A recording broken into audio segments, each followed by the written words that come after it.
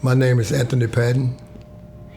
I'm from a small town of 27,000, Batesville, Mississippi. This is my second time here at Heartland. The first time I come was in 2005, 6, and 7. And I had the privilege of meeting Pastor Charlie, the most wonderful man of God that I have ever met. Now I'm having the privilege of seeing his dream, his legacy being fulfilled through his wife, Miss Laura Sharp, which I also thank very much for giving me the opportunity to return the second time. My drug addiction began 45 years ago. I started at a young age. I started smoking when I was 11, drinking, sex, everything at the age of 11. It was a gang initiation. And later on, when I got in my 17, 18 years old, I started drinking and smoking cigarettes again. Finished high school. My mother, she begged me to go to high school. She wanted me to finish because I was the only boy that she had out of 5 that graduated from high school. I'm the baby of 10. She was illiterate, she couldn't read or write, but I was the foundation of her support at the end because I was the one that helped her with her finances and took care of her bills and stuff, which led me to not have a childhood type atmosphere, background with other kids. I had to go to school and work to help support my mother throughout my childish part of my days from 15 to 19. My father died when I was 4, so she was the mother and the father. 1982, I finally finished high school, Roseville High School in St. Louis. Right after that, shortly after that, my girlfriend, she had a baby. I named her Brianna, and that's the only child that I have at the age of 63. At that time, I knew what we was doing was wrong, so we ended up getting married 2 years later. And we stayed married 10 years, but that broke off. But during that 10 years, it was a full-fledged bloom of drug selling and mingling with the wrong crowd, starting with the marijuana, going to the alcohol, going to things that is beyond a young man's wildest dreams, access to everything.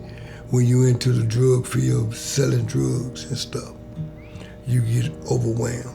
I moved to Mississippi in '88 from St. Louis back to where my mother was, and we started working and everything, but the things started kicking back up.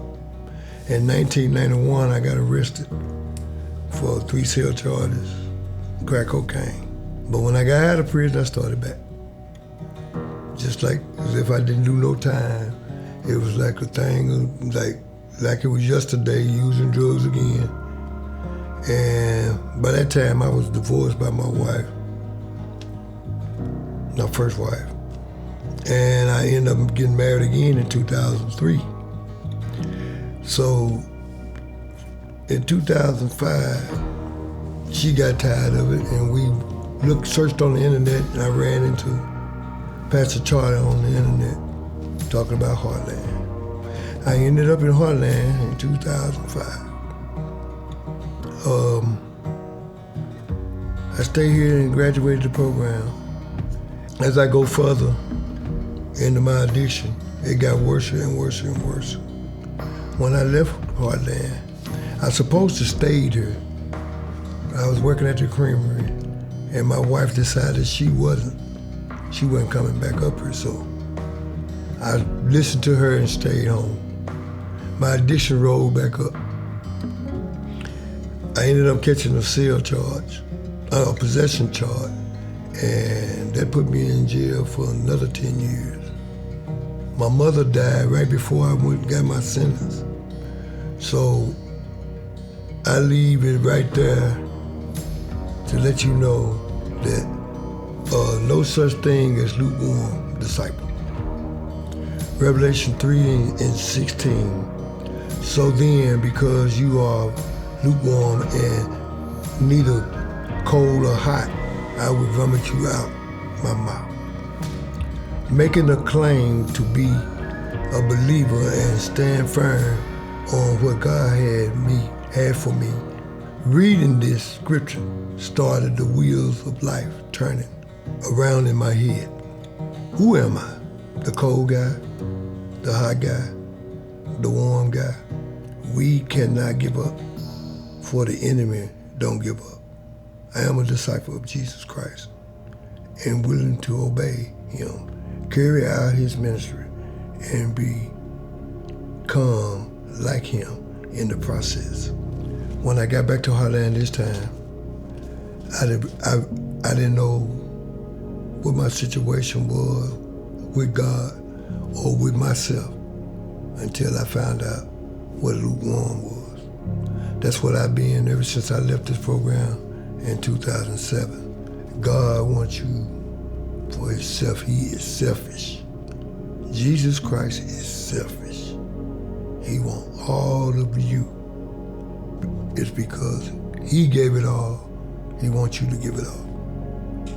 I can only just commend him for his gratefulness, his forgiveness, the things that he have done in my life. Last night was the best night of sleep I ever had in my life, because I know I'm finna get ready to come and glorify God with this message.